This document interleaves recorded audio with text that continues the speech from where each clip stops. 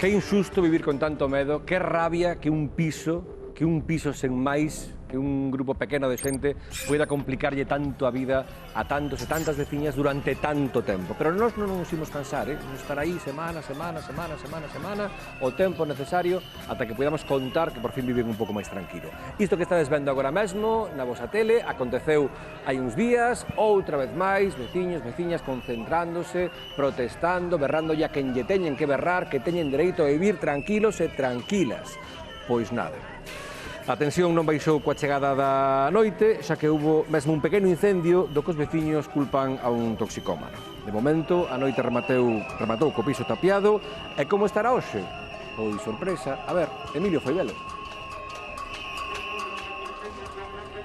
Estamos no barrio da Sagrada Familia, Cris, ese doble momento de tensión que se viviu o venres. Estabades nunha das vosas caceroladas e de súpeto... Y bueno, a ver, nosotros estamos en una cacerolada, en una protesta, había cordón policial, había presencia policial bastante. Bueno, pues personas del barrio que se calentaron ante la situación porque estamos un poco cansados de todo. Nos desvinculamos de toda actuación violenta siempre, por supuesto, reitero, en todos los medios que pueda hablar, porque se nos atribuye una violencia que es incorrecta. Hola, Juan, moi boas. Presidente da Asociación de Veciños Sagrada Familia, capítulo difícil o que se viviu o venres. Sí, moi difícil.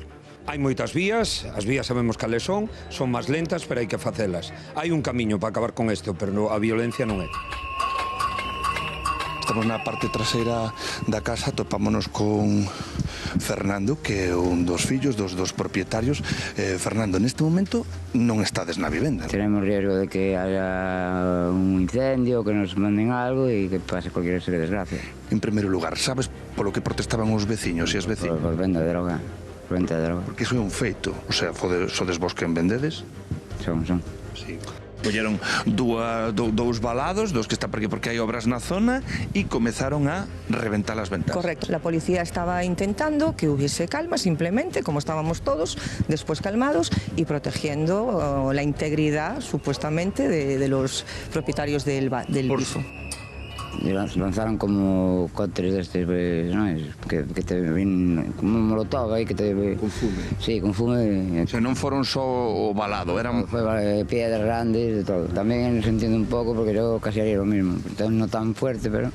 Só 2 horas despois aproximadamente dese primeiro momento, en plena cacerolada, eses dous individuos, simplemente vos a uns metros, alguén axexa e ve, hai lume no interior.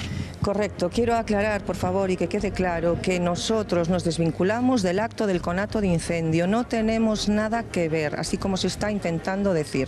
¿Qué ocurrió? Que supuestamente, siempre una persona que era habitual de la vivienda, pues aprovechó la coyuntura de la situación, pasó por aquí, parece ser que prendió fuego, y eso fue lo que ocurrió. Supuestamente un axuste de contas, digamos. Correcto. Pero intentan, hai alguén que intenta queimar a vivenda. Desconozco. Non sabías iso? No.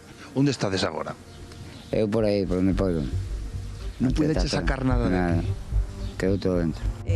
No están, al no estar ellos, no viene toda la delincuencia que venía, todos los drogodependientes. Estamos muy tranquilos, muy a gusto. Isto continúa, isto non está parado aí, para nada. Poden estar tranquilos de que a actividade nesta, ti xa nos recoñeces, narcovivenda, acabou? Sí, de seguro non te lo puedo decir, hermano. Non te lo puedo decir porque tampoco depende mucho de mí. Si por mí fuera seguro.